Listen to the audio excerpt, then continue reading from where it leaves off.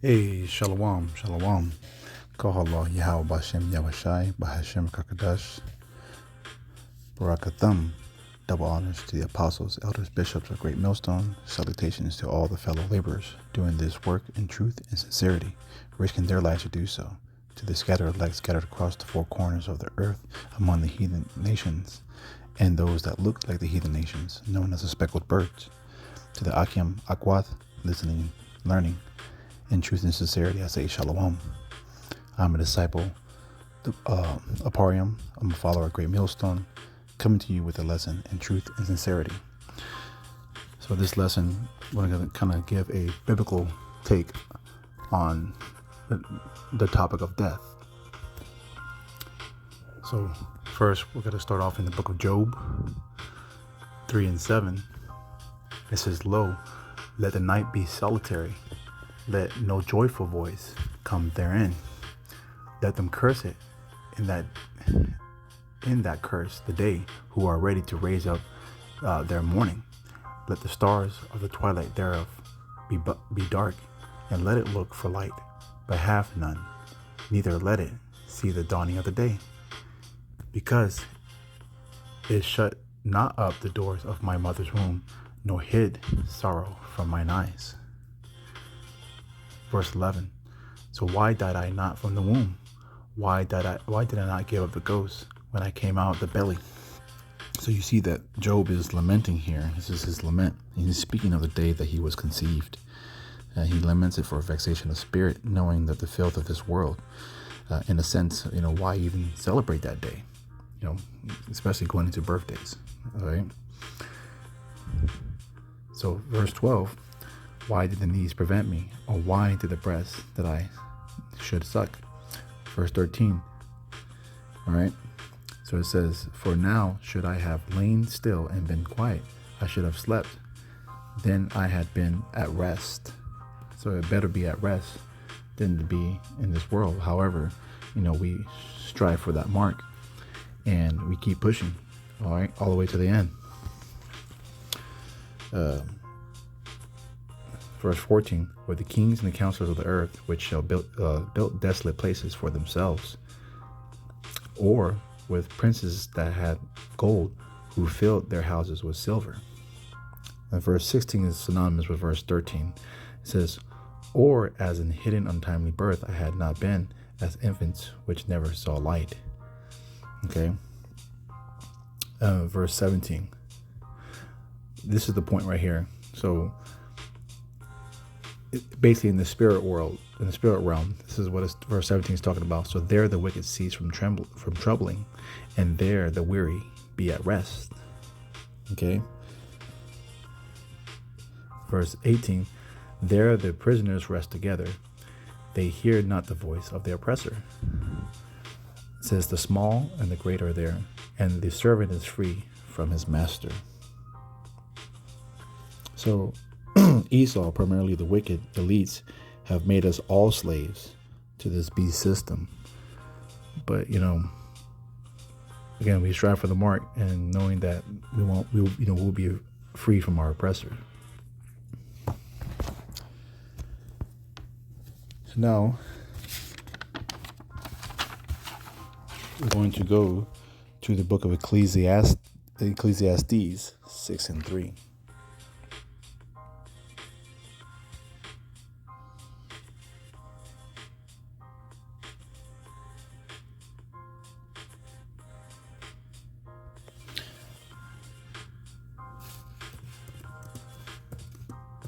Just bear with me for a second, because I actually wanted to pull up the NLT version, but I'll read the NLT along with, and you guys will see the KJV in the screen in front of you. So, in the NLT, it says, a man might have 100 children and live to be very old, but if he finds no satisfaction in life and doesn't even get a decent burial, it would have been better for him to be born dead. Okay. So I'm going to go to Isaiah 14 and 20.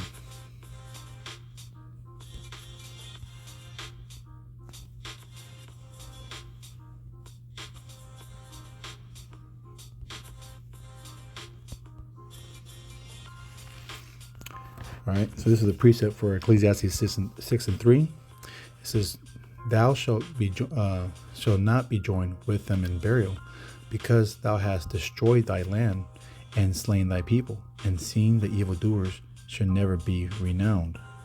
Okay.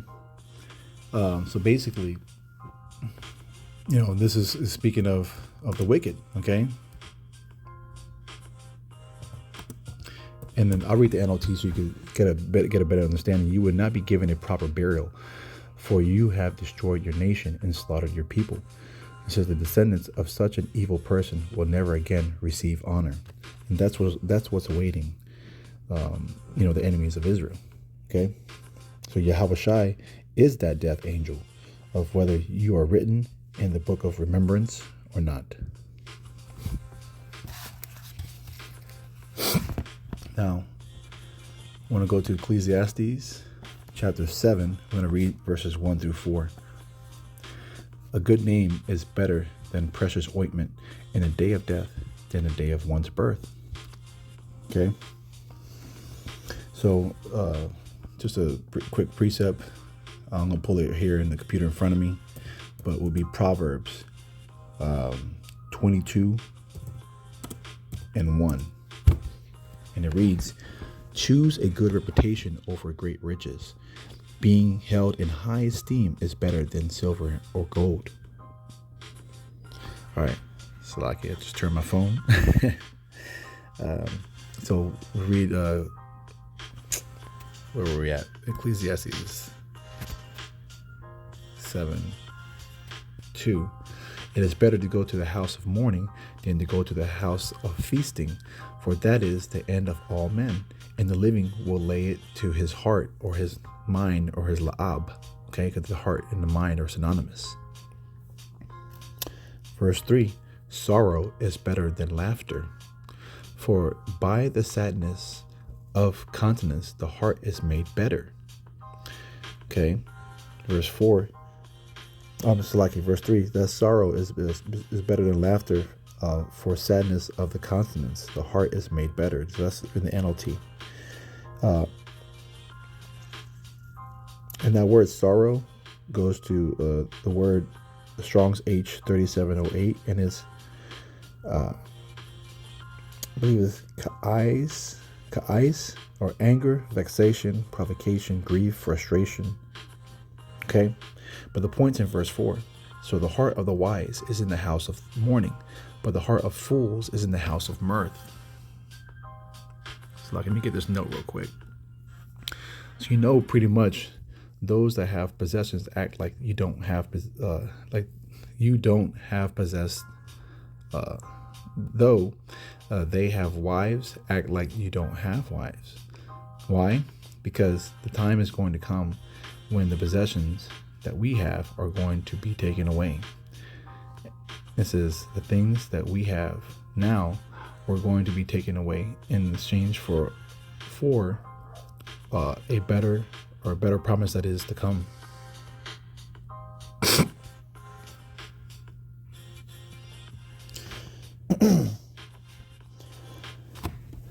So now I want to go to the book of Malachi.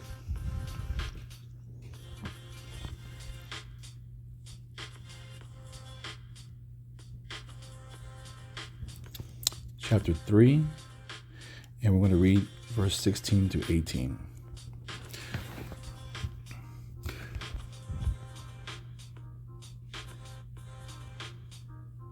So it says, Then they that feared the Lord, Yahweh Shai, spake often one to another, and the Lord hearkened and heard it, and the book of remembrance was written before him for them that feared the Lord, Yahweh Shai, and that upon his and that thought upon his name.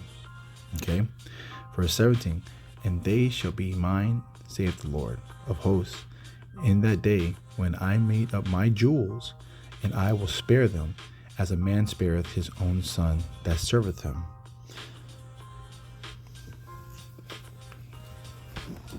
So they that fear the Lord are the saints, and you can go to Psalms 148 and 14. And let's go ahead and pull it real quick on the screen.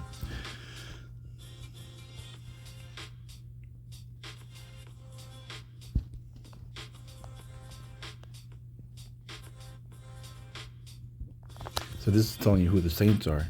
He also exalted the horn of his people, the praise of all his saints, even of the children of Israel, a people near unto him. Praise ye the Lord, Yahweh Bashan Yahweh Shai. And that's telling you who the saints are. Okay. So going back to Malachi 3:17, where it talks about the jewels. You see that where it says, in that day when I made select it right here, when I make up my jewels, and I will spare them as a man spareth his own son that has served him. Those jewels, okay, is going to the 12 tribes of Israel, each having their own stone. All right, verse 18. Then shall ye return and discern between the righteous and the wicked, between him that serveth Yahweh and him that serveth him not. All right.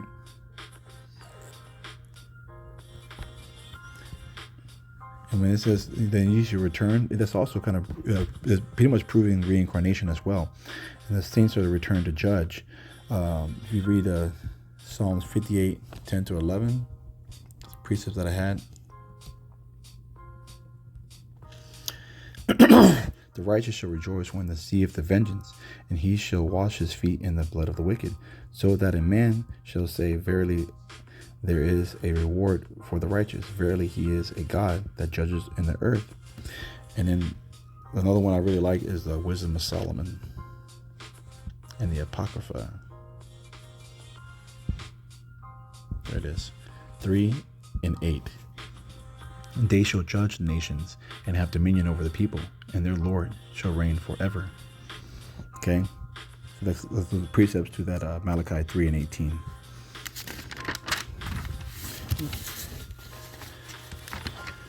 So now we want to go to the book of Sirach. Going back into the Apocrypha. This is the second chapter. I'm going to read from verses 11 on down to 15.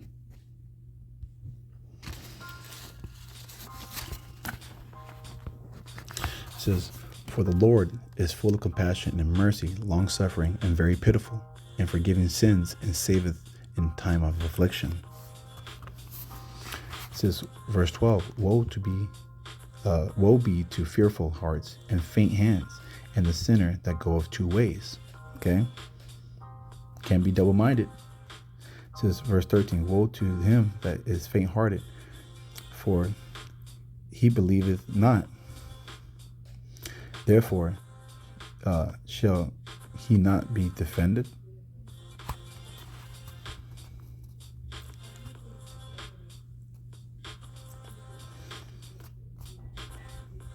Let's see. Verse 14, and woe unto them that have lost patience. And what will ye do in the day when the Lord visits you? Because patience is suffering. If you no longer suffer, I mean, how are you going to deal with the day when the Lord comes? Verse 15, and they that fear the Lord will not disobey his words, and they that love him will keep his ways. Okay. So now we're going to go to the book of Sirach 41. It's like that verse 14 real quick, where it says, woe to them that have lost patience. The synonymous was Sirach 41 and 2, but we're gonna pull that here real soon.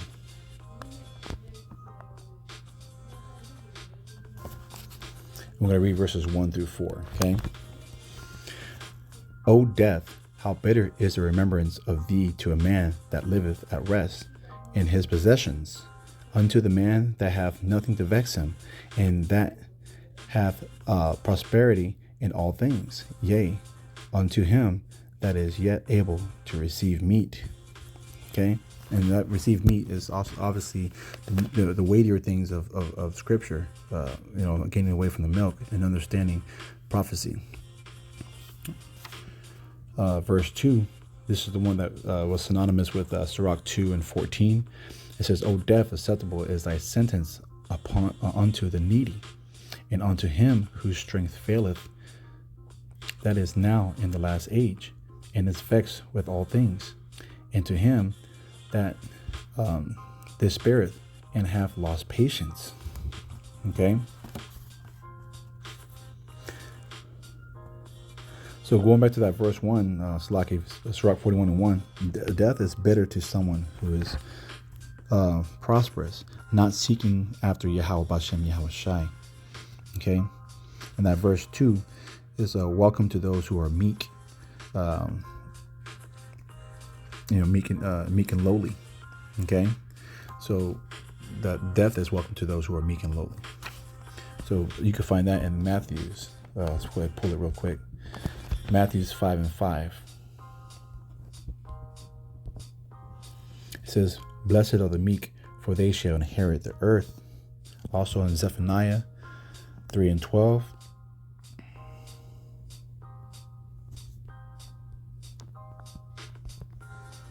It says, "I will also leave in the midst of thee an afflicted and poor people, and they shall trust in the name of the Lord, Yahweh Bashem Yahweh Shai." And there it is. Okay, so that's talking about this. So going back to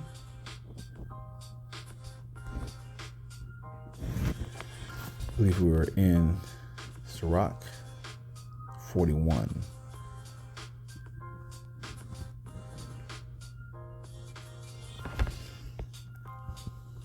Verse 3.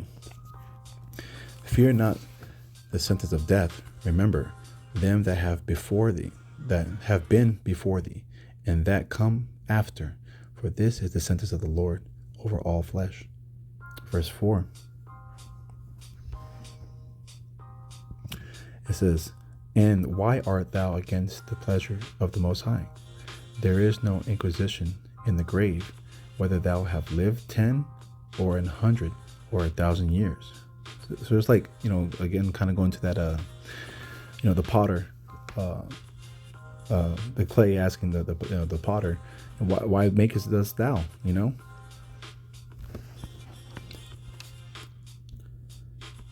So basically, who are you to object to what Yahweh Bashem Yahweh Shai wishes? And I want to finish off in the book of James.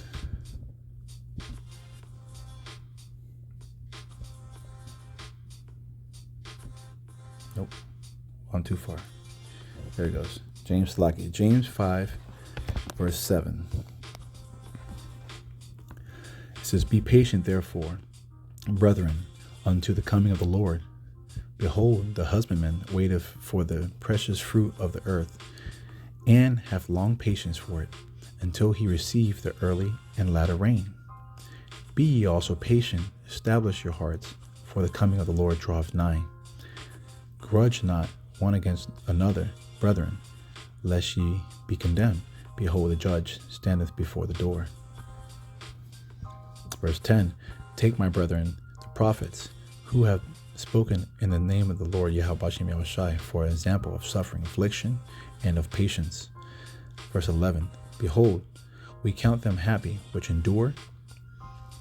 We have heard of the patience of Job, and have seen the end of the Lord, that the Lord is very pitiful and of tender mercy."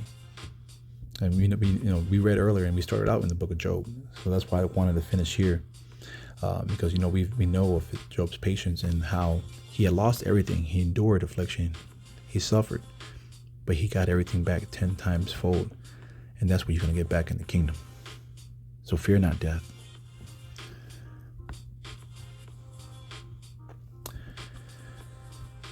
Verse 11. "Behold, we count them happy." So like in verse 12, we just read that one. "But above all things, my brethren, swear not, neither by heaven, neither by the earth, neither by any other oath, but let your yeas be yea, and your nay be nay, lest ye fall into condemnation."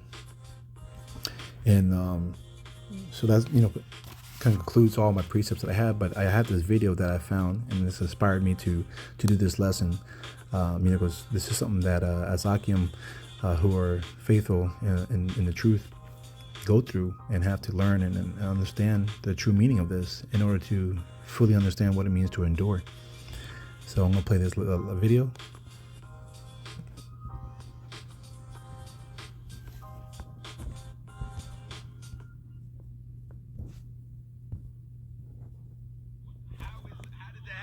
I had a seizure. Really? Yeah. It's pretty crazy to talk about. But yeah, I had a seizure last week, and it's fallout from like my death from last year. I died. Dead? Yeah. I had what's called a craniectomy, or I had a blood clot on my brain. It grew to the size of my brain. Popped my skull open when I was working at Finelli Cafe. This happened when you were at work? Yeah. And then I was in a coma for 2 weeks. I was pronounced dead. My vitals came back on in the ambulance. I survived a 6-hour surgery. It's called a craniectomy. And it was a 42% fatality rate. And my doctor calls me coin flipper because I flipped a coin on my life. And I had a bad coin and I still won. Whoa. So wait. So you essentially, you died before? Yes. How did that feel? What was the experience like? Peaceful. Peaceful? Yeah. Really? Like, what did you see? Like, you see anything? Nothing. Really? You don't see anything. I mean, I'm not saying nobody sees anything. Right. I did not see anything. And I've always thought stories like that are kind of like BS or whatever. But now that I've been through it, what I can say is true that a lot of people say is life flashes before your eyes. Like every memory, I'm telling you, every single memory you've ever made in your entire life will rush past you at like light speed. And you get to a point where whatever pain you might be feeling, you don't feel it anymore. And you'll kind of just start to not even understand what's going on. And then either you'll be back or you won't. Wow. But it's very peaceful, and honestly, one of the hardest things I've had to deal with is accepting to be back alive after I died. Wow. And that right there goes into what we read with the book of Job, you know. And let me go ahead and let this continue to play on. Wait, so it's harder for you to accept you're alive than being dead? Yes, it was really peaceful, and it honestly is something that I struggled with for a long time, and I'm feeling better now, and I hope it always stays that way. Wow. So until then, yeah, we just like are gonna. That's crazy. All right, so yeah, I just wanted to play that for reference onto the scripture that we brought out earlier, and so I pray that this lesson was edifying. Akim Akwath, you know, may the blessings of election be upon your house. Obawabal, Kwam Yashala, Shalom.